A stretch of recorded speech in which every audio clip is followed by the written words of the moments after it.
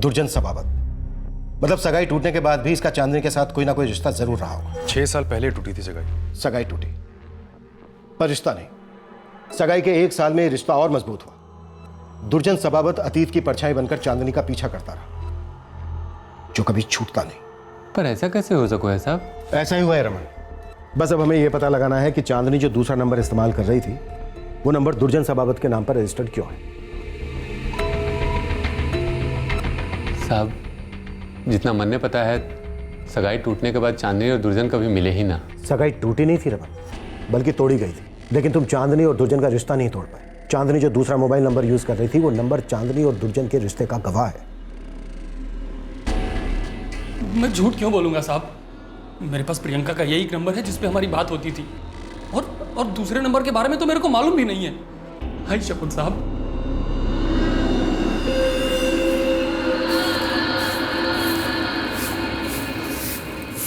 अरे शारदा, कैसी है तू? ठीक हो पुष्पा बहन? दुर्जन भाई साहब बहुत दिनों से गांव से बाहर गए हुए हैं ना? हाँ, वो बाहर गए हैं। अब तक लौटे नहीं? नहीं लौटे। ऐसा भी क्या काम जो बीवी बच्चे से दूर रखे? वैसे बातचीत तो होती है ना तुम्हारी?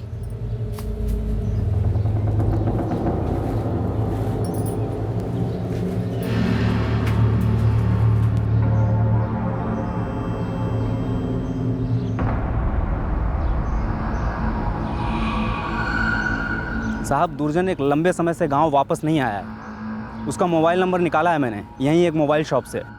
बोल नंबर। 444 76 89 87। लेकिन नंबर अभी बंद है साहब। मतलब दुर्जन का कोई ताल्लुक है मर्डर से? दुर्जन की बहन मेघना मुंबई में ही रहती है। इस मेघना का नंबर हाथ नहीं लगा है। जैसे ही नंबर हाथ लगता है तुरंत SMS करता हूँ आपको।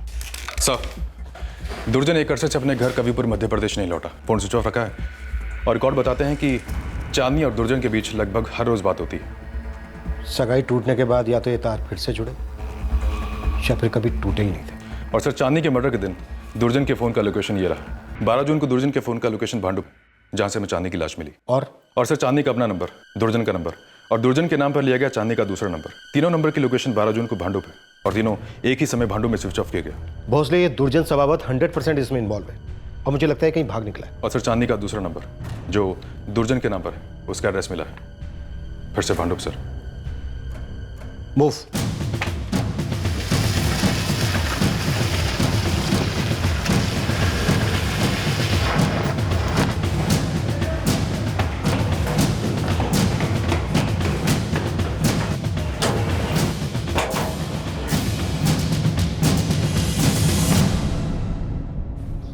ये बाजू वाले फ्लैट में कौन रहता है? ये तो बाबूराव का फ्लैट है, किराए पे दिया है।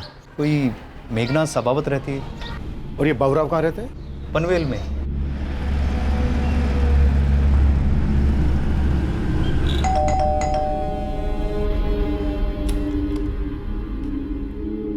जी, बाबूराव आपटे? मिच बाबूराव आपटे। तुम्हारी किराएदार मेघना सबाबत कहाँ है?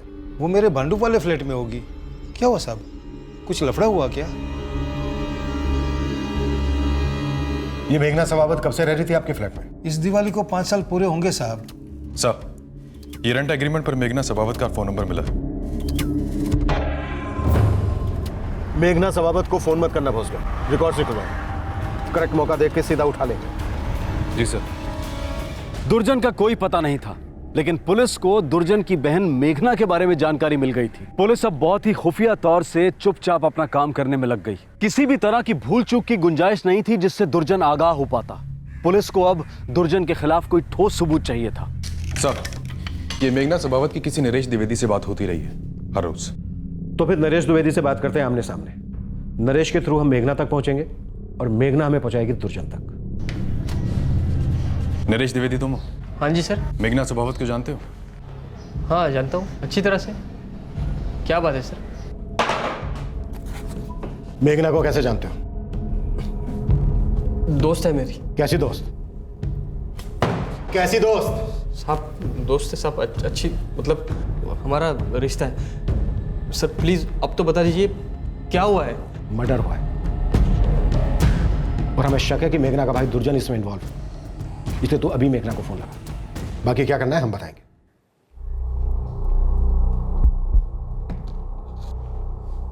आज ही घर जाना चाहता है ना, तो चल फोन उठा और लगा। फोन लगा, स्पीकर पे डाल।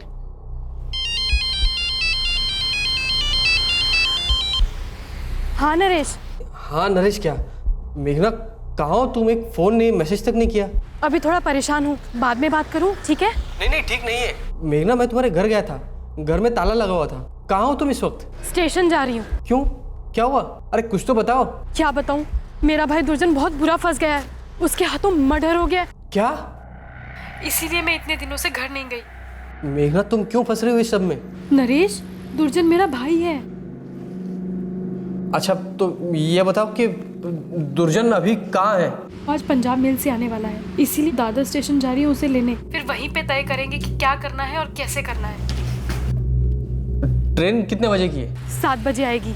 मेघना अभी 3:30 बज रहे हैं, मैं भी दादर स्टेशन पहुंचता हूँ। हाँ नरेश, जल्दी आ जाओ, मेरा दिल बहुत घबरा रहा है। भोसले, ट्रेन आने में लगभग 3 घंटे बाकी है। मुझे दुर्जन चाहिए, किसी भी हालत में हमारे हाथों से वो बचना नहीं चाहिए।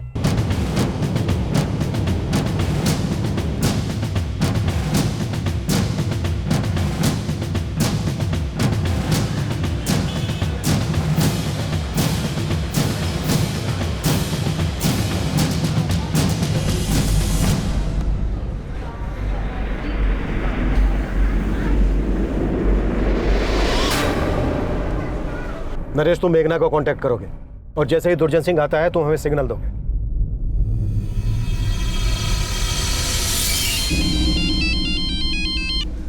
नरेश, कहाँ हो तुम? मैं अभी दादर पहुंच रहा हूँ। ठीक है, तुम प्लेटफॉर्म नंबर 2 पर आ जाना। अच्छा अभी पहुंचता हूँ। Sir, platform number 2।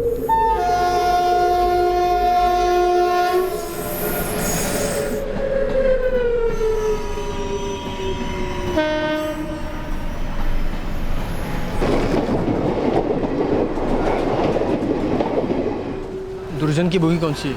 पता नहीं, पर मैंने मैसेज करके बता दिया है कि मैं कहाँ मिलूंगी। वो आ जाएगा यहाँ।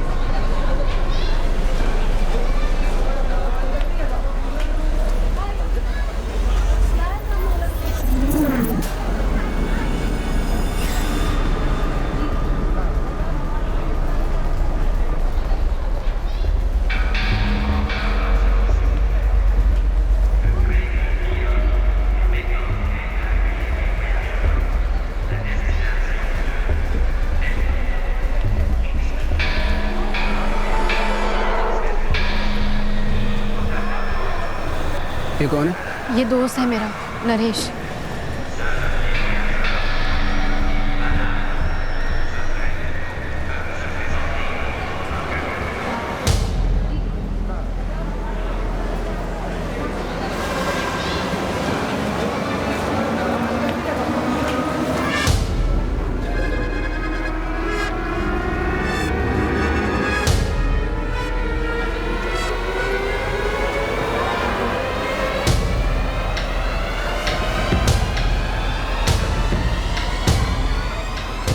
भागने की कोशिश मत करना, बहुत बुरा होगा। लेकर चलो।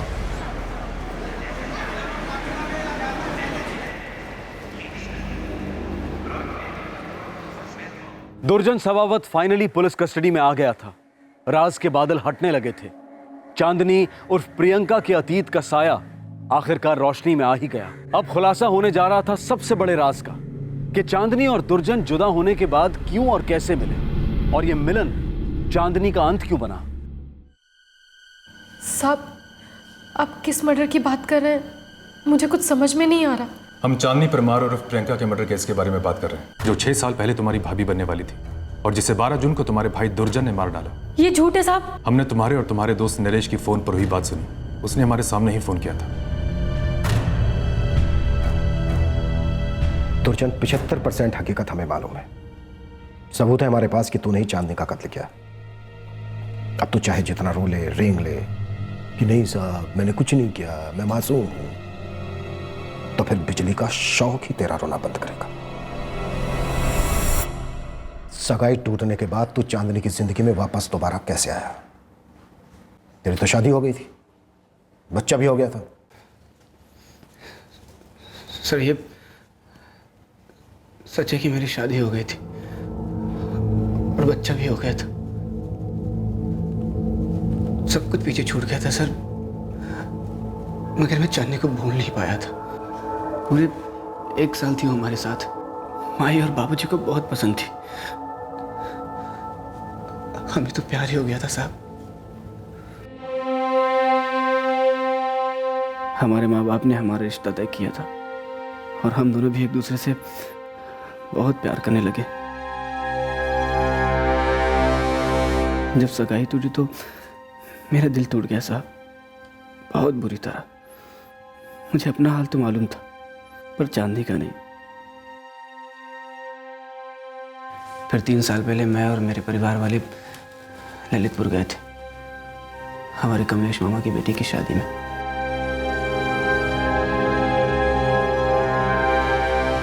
तब मैंने चांदनी को फिर से देखा।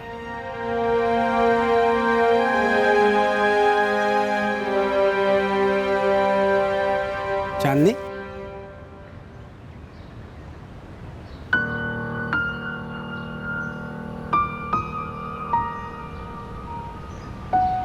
कैसे हो दुर्जन? मैं ठीक हूँ, तुम? बस हूँ। अभी भी यही हो तुम? मतलब बयान ही हुआ? तुम्हारा तो हो गया होगा। हम दोनों किसी भी रिश्ते में बंधे नहीं थे। हम पर कोई भी मजबूरी नहीं थी कि हम एक दूसरे से कुछ भी बताते। लेकिन उस दिन हम दोनों के दिल खुले, प्यार की बात हुई। हम दोनों एक दूसरे से प्यार करते रहे थे साहब, बस उस दिन इजहार हो पाया। जब उसने मुझे बताया कि वो मुंबई में क्या करती है तो एकदम हिल गया। मतलब ना मैं अपनी जिंदगी में खुश था और ना ही चांदनी अपनी जिंदगी में। फिर तो उससे मिलने मुंबई आया? हाँ साहब, मुंबई में मेरी बहन मेघना रहती है। मैंने घर वालों को बोला मैं मेघना से मिलने जा रहा हूँ।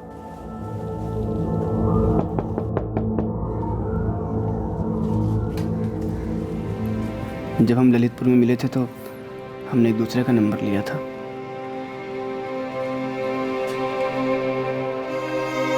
साहब वो मुझे देखकर खुश हुई थी, शायद उतना ही जितना मैं उसे देखकर खुश हुआ था।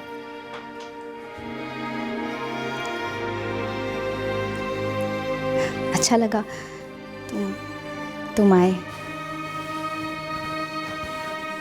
मुझे भी ऐसा लग रहा है जैसे इतने साल बीते ही नहीं। हमारे साथ जो भी हुआ वो हुआ ही नहीं।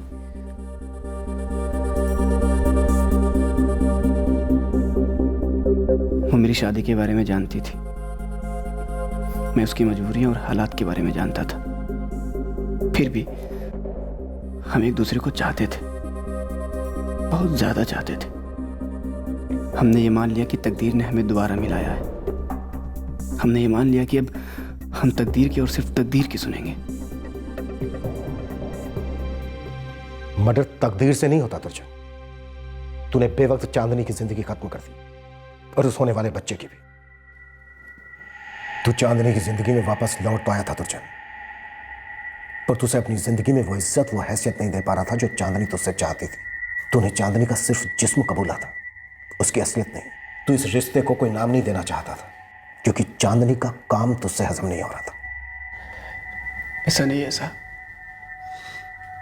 जब मैं दोबारा चांदनी से मिला तो मुझे पता था वो क्या काम करती। मेरी भी हैसियत चांदनी जैसी ही थी। मैं चाहकर भी उसकी कोई मदद नहीं कर पा रहा था। बस जो वक्त हम लोग साथ में गुजारते थे उसी में खुश होते थे। तो उसे मार क्यों डाला? साहब मुझे पता था एक न एक दिन उसकी जिंदगी में कोई ऐसा आएगा जो उसे सहारा दे सकेगा। और वो रवि जोशी था। रवि से तू चल रहा था। तुझसे चांदनी और रवि का रिश्ता देखा नहीं जा रहा था। नहीं साहब, असलियत ये नहीं है। असलियत तो ये है कि हम दोनों इस रिश्ते से थक गए थे, ऊब गए थे। हमें मालूम था कि हमारे इस रिश्ते का कोई भविष्य नहीं है। तो निकल जाता, वापस लौट जाता अपने परिवार के पास। चांदनी को मारने की क्या जरूरत थी? साहब वो मुझसे पैसे हटना चाहती थी। कीमत लगाई उसने हमारे रिश्ते की, मेरे प्यार की कीमत लगा रही थी। मुआवजा मांग रही थी मुझसे। हाँ, 75,000। 75,000? तुम पागल हो गई हो? मैं कहां से लाऊंगा इतने पैसे? ये तुम्हें पहले सोचना चाहिए था दुर्जन। पिछले 3 सालों में हम जितनी बार भी बैठे हैं उसका हिसाब लगाया, और उसके हिसाब से 75 होते हैं। चांदनी, मैं प्यार करता हूं तुमसे, तुम्हारा कस्टमर नहीं हूं मैं। तो फिर क्या हो? देखो मेरी आंखों में और कहो कि हमारे बीच में कभी सच्चा प्यार नहीं था। वो प्यार एक साया है अतीत का। मेरी अभी की असलियत मेरी बहन अंकिता की होने वाली शादी है, जिसके लिए मैं एक एक पैसे जमा कर रही हूँ। मैं नहीं चाहती कि उसकी भी जिंदगी मेरी तरह बन जाए। मतलब तुम इस तरह से मुझसे पैसे वसूल करोगे? मैं कुछ भी करूंगी दुर्जन, मुझे बस पैसा चाहिए। उसे बस पैसे चाहिए थे जो मेरे पास नहीं थे। उसके धंधा करने से भी मुझे गुस्सा आने लगा था, चिढ़ होने लगी थी, और वो बस पैसे पैसे कर रही थी। क्या कहा तुमने? क्या करोगी तुम? मैं तुम्हारे गांव कविपुर की पंचायत में आऊंगी और सबको बताऊंगी तुम्हारे और मेरे बारे में। चांदनी, सरासर गलत बात है। तुम ऐसा नहीं कर सकती मेरे साथ। तुमने मेरे साथ क्या क्या नहीं किया दुर्जन। मैं तो सरपंच जी को बच्चे के बारे में भी बताऊंगी। बच्चा? हाँ, तुम्हारा बच्चा जो 2 महीने से मेरे अंदर पल रहा है।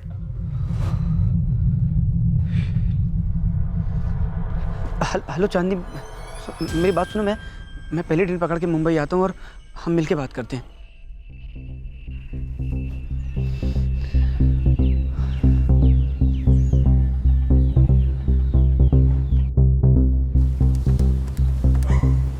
मुझे मेरे 75,000 आज ही चाहिए। चांदनी, 75,000 नहीं हो पाएंगे मुझसे। समझने की कोशिश करो तुम। वो सब मैं नहीं जानती, मुझे मेरे पैसे चाहिए बस। मैं आज ही आ रही हूँ लेने।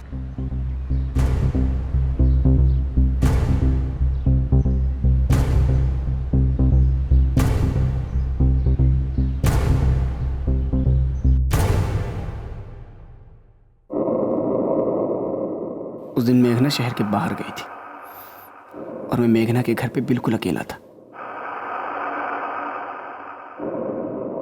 तूने पहले से तय कर लिया था कि तू उसे मार डालेगा?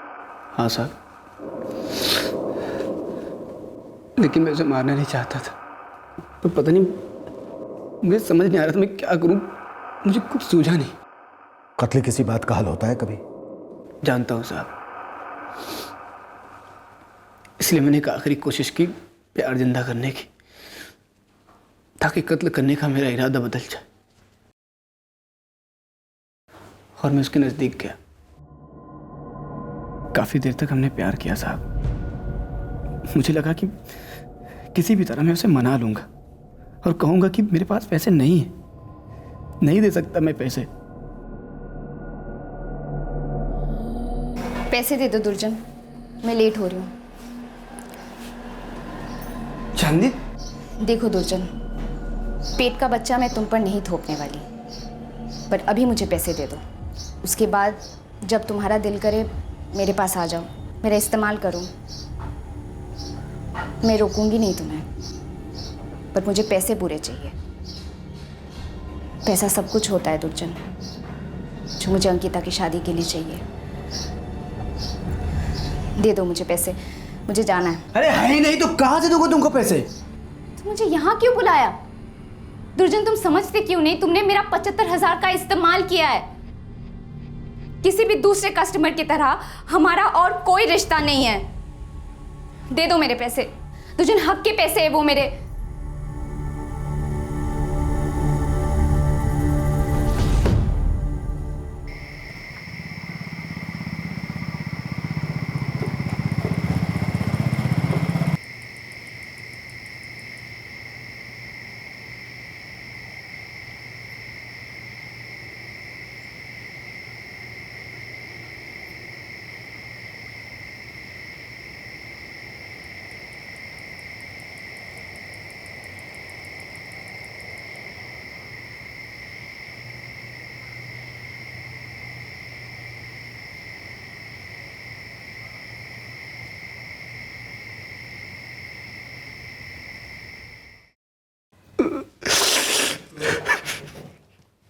चांदनी के पेट में तेरा बच्चा पल रहा था दुर्जन।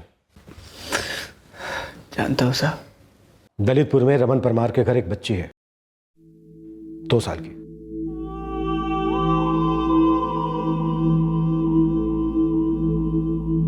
चांदनी ने उसे वहां छोड़ा था, लेकिन यह कभी नहीं बताया कि वो बच्ची किसकी है। मेरी है साहब, मेरी और चांदनी की बच्ची है। 2 साल पहले मुंबई में पैदा हुई थी। मैंने बोला था चांदनी को गिरा दे, लेकिन चांदनी को चाहिए थी।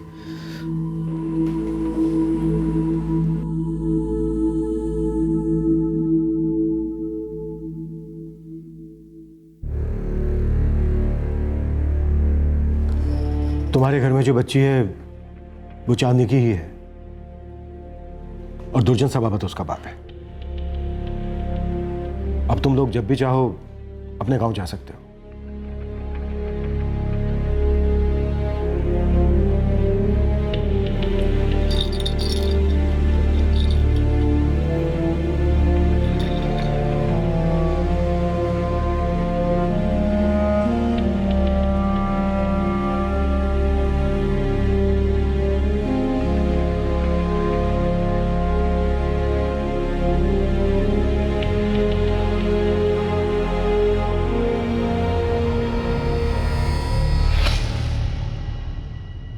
दुर्जन सबावत पर आईपीसी की धारा 302 के तहत हत्या के लिए, धारा 201 के तहत सबूत मिटाने के लिए, 315 के तहत शिशु को जन्म लेने से रोकने के लिए और धारा 316 के तहत आपराधिक मानव हत्या के फलस्वरूप भ्रूण हत्या के चार्जेस लगाए गए हैं। फिलहाल वो जुडिशियल कस्टडी में है। दुर्जन अतीत का एक साया था, एक ऐसा अतीत जिसने दुर्जन और चांदनी दोनों की जिंदगी को बुरे के लिए बदल दिया। और अब जब ये अतीत का साया वर्तमान में मंडराने लगा, तब उनके बीच अतीत में सुलगी प्यार की चिंगारी को वो सिर्फ गलत हवा दे पाया।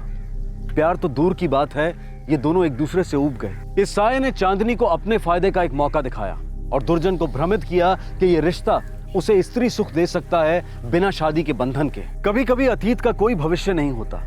चांदनी और दुर्जन के भविष्य को अतीत का साया निकल गया। चांदनी अपनी जान गंवा बैठी और दुर्जन अब जीते जी रोज मरेगा।